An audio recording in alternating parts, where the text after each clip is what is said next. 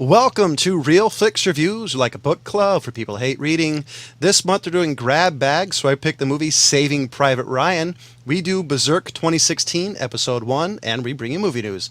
This week we have Jonathan Charney, James Stevens, and Ryan Preston.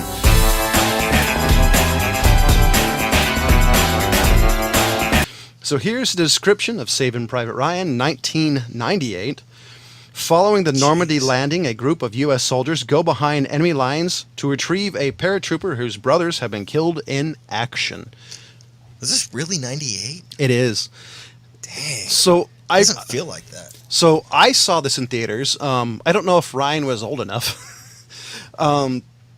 He was like 12. Maybe 10.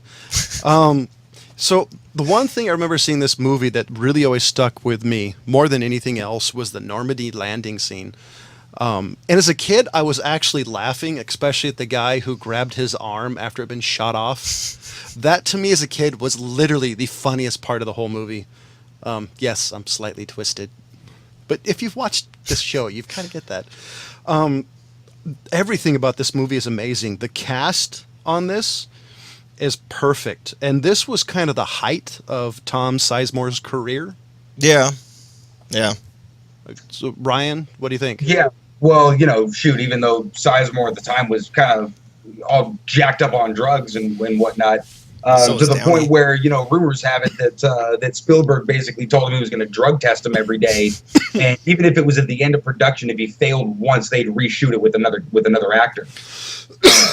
But there's a lot of interesting things about this movie. Obviously, Normandy is the iconic one. Yeah. Because, nobody had ever pulled that together. The really, really interesting part to me, though, is the attention to the feeling Yes. of everything. And by that, to the point where they went out and actually recorded the all the arms, all that were used in the movie. They went out and recorded the actual sound of the firearms.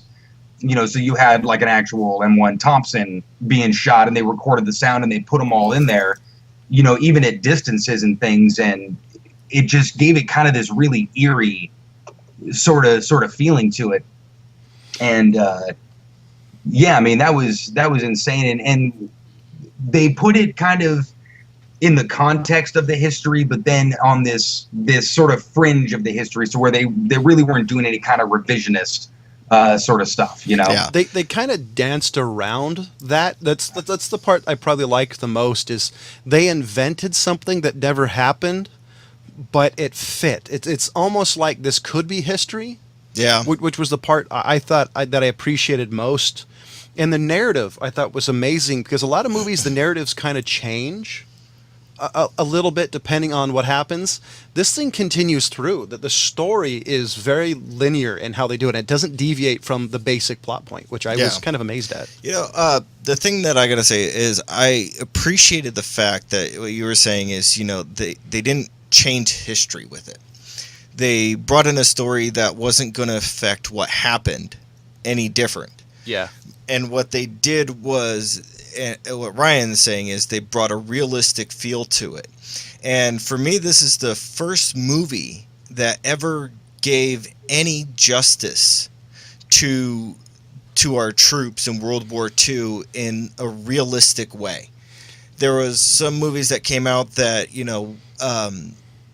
they didn't do it any injustice, but they didn't give it such a realistic feel that you can actually feel what it was like to see the carnage that was going on Normandy Beach, the D-Day landing, which is one of the biggest reasons why I have no pity for you Nazi bastards. I think the major problem with these U.S. war movies is you have like the Green Berets that are very like with John Wayne, was it's very rah America, and well, I don't mind that. It's not as true to the reality of the story. One thing I actually really appreciated, it was not a throwaway scene, but almost, was the scene. We had two peoples who sounded like they're speaking German. I did some research. They're speaking Czech or something like that. They weren't German soldiers. They were actually surrendering, and it showed. Oh, you mean the look man I washed for supper? Yeah, I loved that scene because it showed the fact that Americans were brutal too. Yeah, it showed how war changes average people. Well, there But are. the one part, sorry to cut you off, James, but the one part that really hit me hard was the man, I totally forget his name, but the Jewish guy who was stabbed by the Oh, German. yeah. Yo, the doctor, right? No. It No, wasn't no. Doctor. He was just the soldier that was kind of giving Oppum a ton of shit. Oh, But, yeah. But anyway, he when he was in that trench, kind of in that same scene, when Vin Diesel's character was kind of packing up all the dirt there. He's That like, wasn't Vin "Hey Diesel. Finch, look, a Hitler Youth knife," and Oh, yeah. Finch, that was his name. Vin Yes. Diesel hands him the knife, and he's like, I can't remember what he says, but he just kind of sits down looking at it and starts shaking and crying. Yeah. And I mean, to me, that was kind of the reality of war. Like you sort of, kind of hold it together as long as you can. But I mean, when those moments hit you, it's hardcore. And I think on the same lines of that, I love Tom Hanks's character. Like, you don't really learn a whole lot about him until maybe a middle or three quarters away the movie. At least 3/4, yeah. Yeah. And I love the fact that you have Tom Hanks' explanation and the reason why Knowledge. he doesn't talk about himself, how he's afraid of the person he became. Yeah. And that right there to me was another part. What was like, I could imagine somebody in a foxhole, saying, "Is my wife gonna like me because the stuff I've seen?" And Well, that's the little details One in of this the movie things that are so rich. I really appreciate about this movie is they really throw you in Oh yeah, to it. And I mean, like I'm saying, is I cannot over portray how well of a job they did for the D-Day and the Normandy landing. Well, That they were it's funny, shooting them in neither- buckets. But neither hold on, shut up. The fact that they come out of there and they're seeing that, I mean, these rounds that are just hitting, it doesn't matter. Like, you even have the medic who just saved the guy. He's like, we just stabilized him. The ping right in the head. Guy dies. or the people drowning. And I mean, I think in that moment, you either, gotta just do what you have to do, or you're gonna be stuck on the beach behind the caltrops, basically those big metal things that they were cowering behind. That you either sat there and ended up dying, or you moved forward and hope you made it to a safe spot and then continue on, because those machine guns were just cutting them down. Oh yeah, because they had the whole thing, kind of yarded out. You and all have that. to have a change of moment and like, I got to get shit done. What I was gonna say was, who else thought it was realistic was anybody who was on friggin' Normandy Beach. Yeah, my grandpa yeah. wasn't on Normandy Beach, but he was over in Paris for quite a lot. And I mean, the guys he met, I've even heard interviews from people who've seen it. There was even one guy I saw recently who was talking about that he was driving one of those boats that he dropped the troops off, and they weren't even hitting the beach all the way.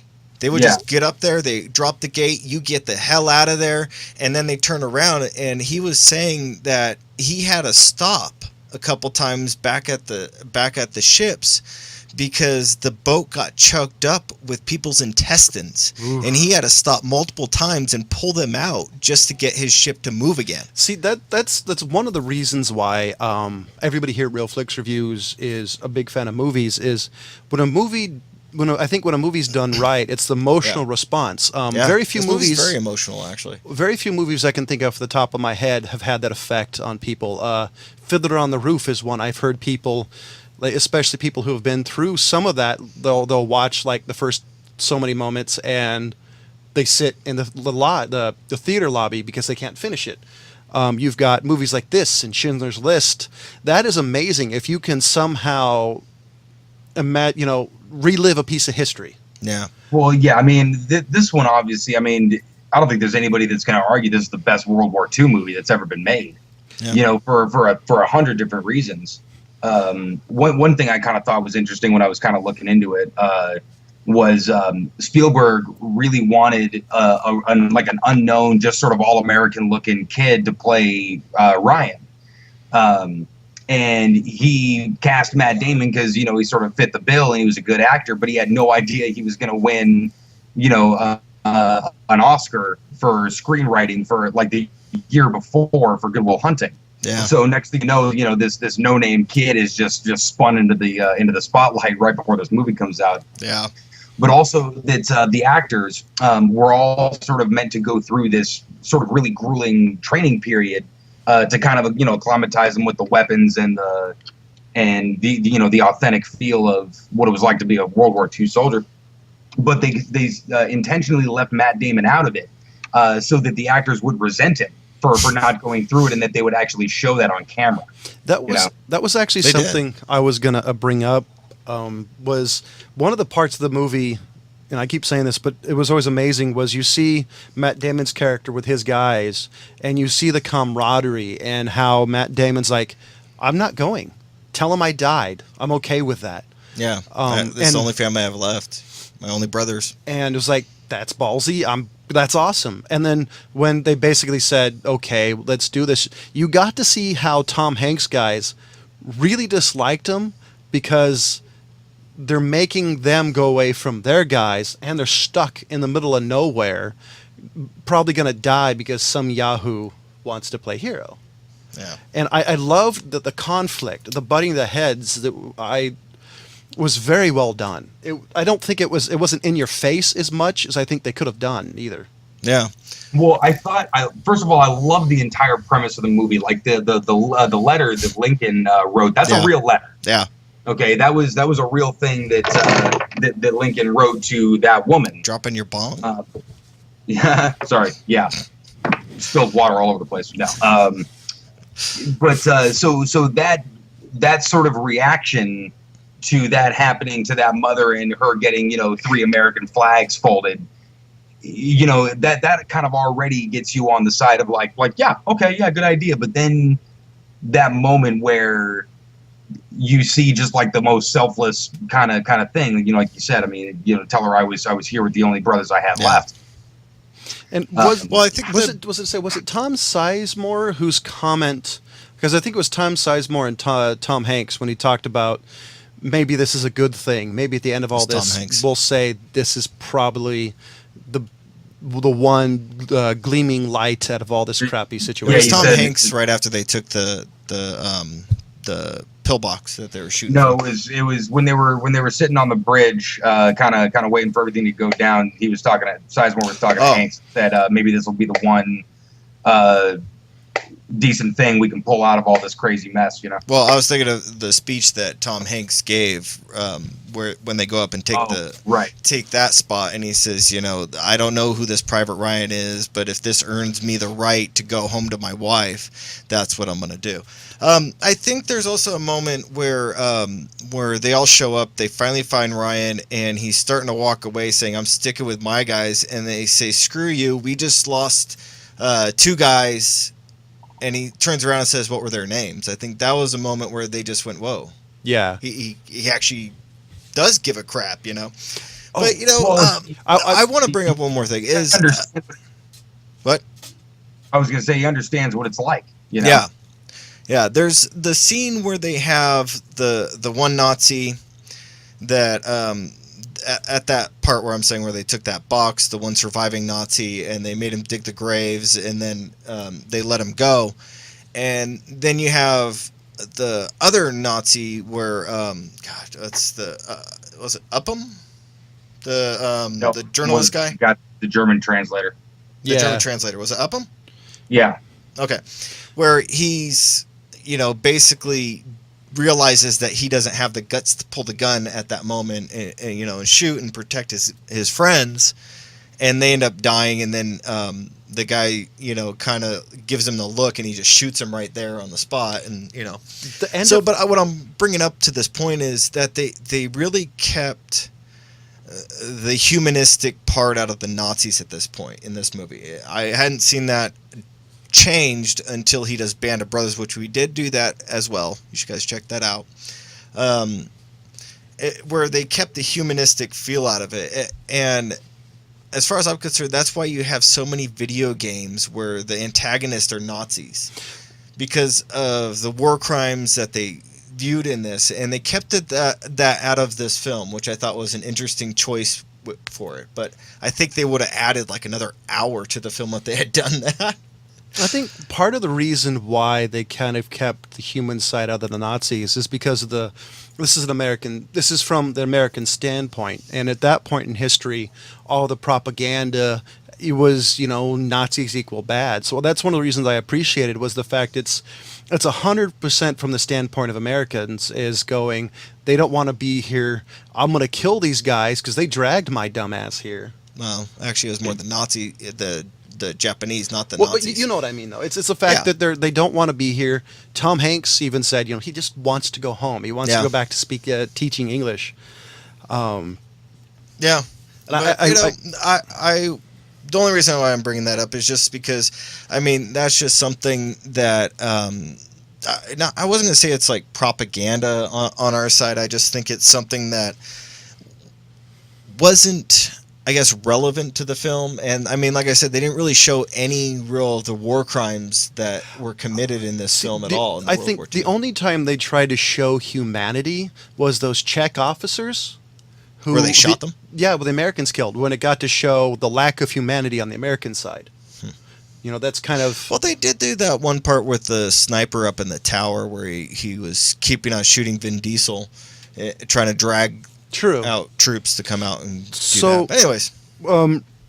I keep thinking what I was going to give this movie, and literally it's one of the few movies that we've ever done that I wish a 5 was higher than it is.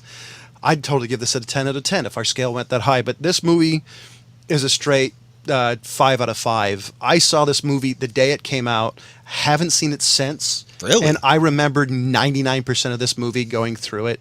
I remember the end was that reporter, a German translator, how as a kid I wanted to kill him. And you still had that feeling of this dude doesn't get it. Even at the end, he didn't really get it. As an adult, I kind of understand his reasoning behind it a little bit more. He's a rear in the gear guy. Exactly. In the rear. But no, this is a straight 5 out of 5. This is one of the few movies that I literally think in the annals of time that everybody should see. All right. Yeah. I agree with that everybody should see this one. Just because of how realistic they bring in quite a few of the battle scenes.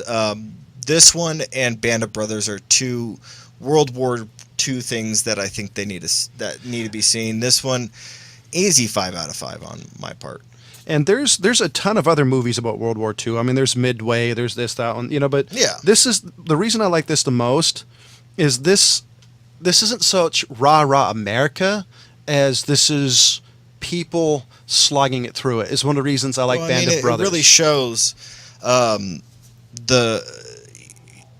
just basically what it was like to be an average Joe going into World War II. So what about you, Ryan? Oh yeah, average Joe going. They had every kind of average Joe. Yeah. From Giovanni Ribisi to Sizemore to Oppum, and that was pretty much what it was. It wasn't just your tough guys. It was everybody who wanted to serve their country for it. So, like I said before, this is the best World War II movie that's ever been made, and that's kind of saying something because there's a couple hundred of those. But I think only Steven Spielberg, and for less than $100 million, I might add. I think the estimated budget was something like $70 million, with the Normandy taking just over 10 million to film. But it's a 5 out of 5. This thing is amazing. That's really the only word for it. Tell me I was a good man scene at the end. That's up there with Dad, let's have a catch, at the end of Field of Dreams, man. Holy shit. Yeah. I don't think, as far as guys are concerned, this is one of those movies that will get you every single time. So we're going to switch off to our television show. So very rough transition. Berserk 2016 is a continuation of the television series that came out sometime in the mid-90s. This is pretty much the Dark Knight, Black Knight, whatever you actually call them, and this is Guts after the last one. Black Swordsman, John. Whatever. And I've been waiting for this since I finished the Box of War. I am Back not in like 92. I am not disappointed. I literally was missing this. I love how it started, because I've watched every one that's came out so far, and I really can't wait. Well, okay. I got a couple things right off the bat about it. I'm not that big of a fan of the fairy. She kind of does the Asian kind of puffy thingy where they do that. That's a little cartoony for me. The other thing that I kind of was a little bit disturbed by, and I only have 3, so it's not that bad, is the sword sound. It just, I don't know, it just kind of bugs me. And the last thing, now they show what the Black Swordsman looks like in the first episode of the original Berserk. It does not look like the Berserker in this. No. He was more built. He was basically like bigger and bulkier. But that's all my issues. I can get past all that, and I think, like you said, I've been looking forward to this, and I am not disappointed by where they're taking it. I would say the only thing that slightly bugs me is the animation style. I'm not a big fan of the cel-shaded look of the overly CG. Yeah. That's always kind of bugged me, just coming from, I'm a big fan of traditional animation. But I don't think they're throwing too much CG. No, it irritates me a little bit on certain things. You call them lazy? No, because it's not easy to do what they did, I'll be honest. But it still bugs me enough. Ryan? It's actually been like a week since I watched it, but if I remember right, they were kind of almost switching back and forth between the animation styles. Yeah, they do. Yeah, that was kind of odd. Friggin' stick with one. I agree. We're all sort of used to the old school animation, or just go straight up digital. Yeah, that's kind of the thing I kind of agree with you, is that if you're watching this, it's basically like a prerequisite that you've already seen the original Berserk. Yeah, they should have. So that's kind of what I was going to say. I didn't. It's been so many years since I've seen the original, and although I kind of liked the story and whatnot, I think I had forgotten, I guess, most everything about the original storyline. Well, I think a lot of things were kind of lost on. Well, you're not paying $90 for the box of war anymore. You can pick it up for $45.50. Yeah, it's got a lot cheaper. I plan on going through it again. It's a lot cheaper. So this is definitely, from everybody here at Real Flix Reviews, a must-watch. Yeah.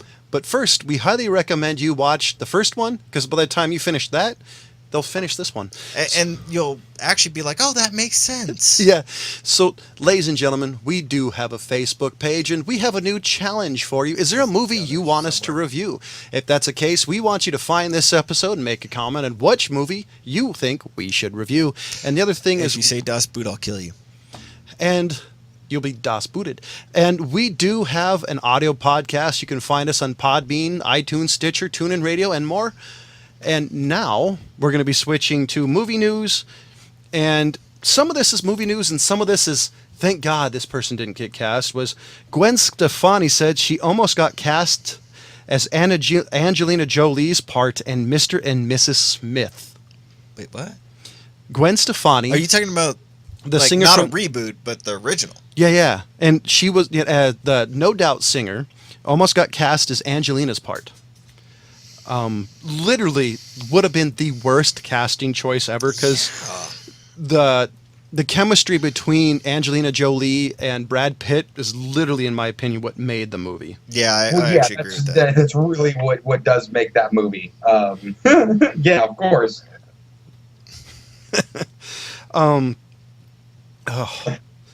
Yeah, I cannot imagine what Gwen Stefani would be like as an actress, for one. And look, when it comes to movies, you can have a ton of takes. You know what I mean? So with a shitty performance, you kind of blame the director. Unless it's just some weird voice choice by the actor or something. But when you can do multiple takes, the director ends up kind of getting what he wants. I can't imagine what they were thinking with her. So they were still thinking Brad Pitt? All I've heard was that, I'm assuming so, which it just seems so weird, because she vaguely reminds me of the chick who did Tank Girl, and so for me it would be they would turn it to a movie that was had comedy action to just a modern version of Tank Girl, but now she's a secret agent. Well, that's Lori Petty that you're thinking of. Yeah. Yes, I know. But yeah, no, you had to have intense chemistry, to pull off not only the comedy, but I mean, obviously the drama and the sexy of that movie. Oh yeah, and another, you're gonna add another movie to the pile of, dear God, can't this franchise die? Vin Diesel shares news about the new Triple X return of Xander Cage. Didn't they kill him in the second one? They did. That's why the only reason I'm looking forward to this is the gymnastics they have to play and how do they bring him back. Yeah. And I mean, of course, he was on some deep cover assignment. Oh yeah. Or he was in some sort of coma, or he just walked away, and they didn't want to admit they lost their number one asset. The original came across Netflix a couple weeks ago, and I decided I was going to watch it again. Why? What a silly ass movie that is. My favorite scene in the entire movie is at the end scene when he said, "Here, put this rocket in this car," and so he literally shoots out the headlight. And I'm thinking, finally, a movie that a scene in a movie that makes sense. There's no pop out, I got a bit of news, and I already mentioned it to John. Hold on, I have another problem with the original Triple X. Just when one? He's rotating his bullets around because he's got the different rounds and whatnot. Jesus. He doesn't put it one to the left and then cock it. He puts it dead on, and then cocks it. Yeah. The cocking actually turns the cylinder one more time. Yeah. He's shooting blanks. So wait, hold on. Before, just one quick announcement. I think we said it last week or the week before that, was Batman: The Killing Joke is out. It's amazing. We're telling you, you've got to watch it. And so, James.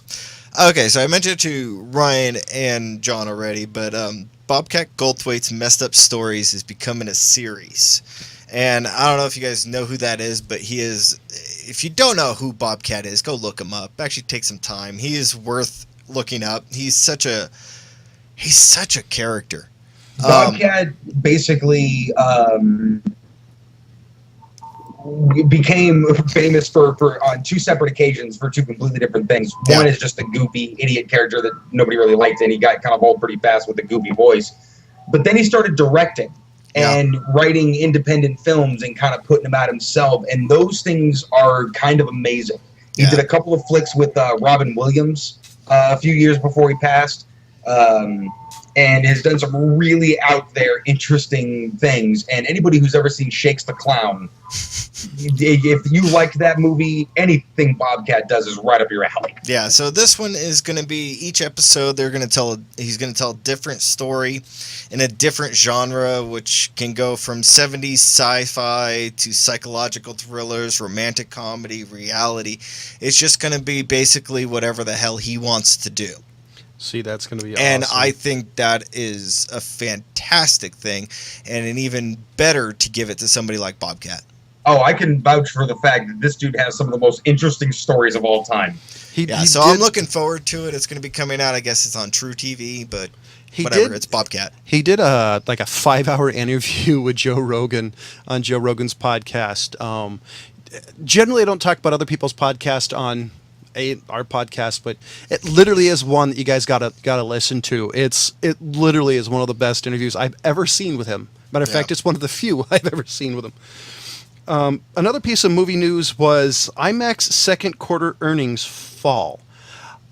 I'm not actually surprised by that because just like 3D, IMAX is a gimmick. Yeah, basically every theater now has IMAX capabilities. But the problem is the screen's not that much bigger. No, not well. I mean, when they first came out with IMAX, it was a huge screen. It's a big difference. But now that every theater is basically competing with IMAX in their little mom and pop theaters, which have been bought out by Regal and what's the other big one? AMC? Century. Oh, so every theater is basically doing IMAX now.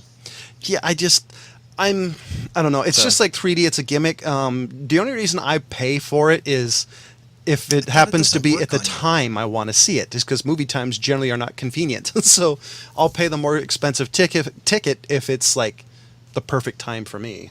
Yeah, but I mean, people for IMAX, like you said, it is a gimmick, like 3D. And when you've done it a couple of times, the novelty of it wears off. Yeah.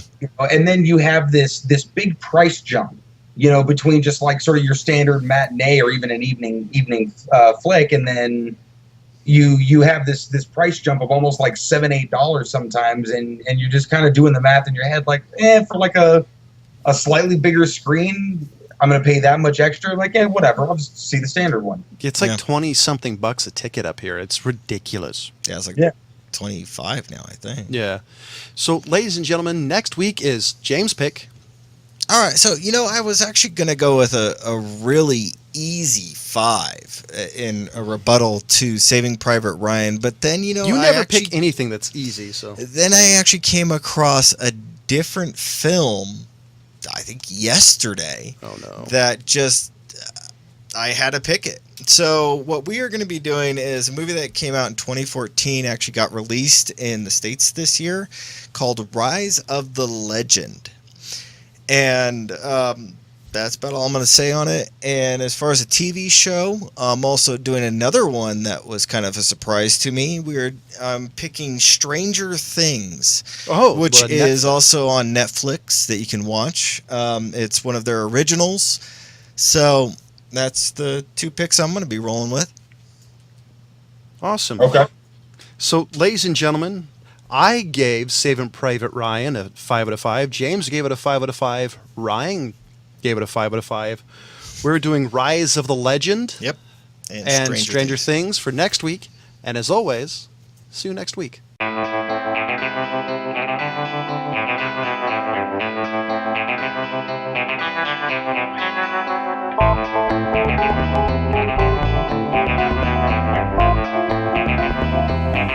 Thank you.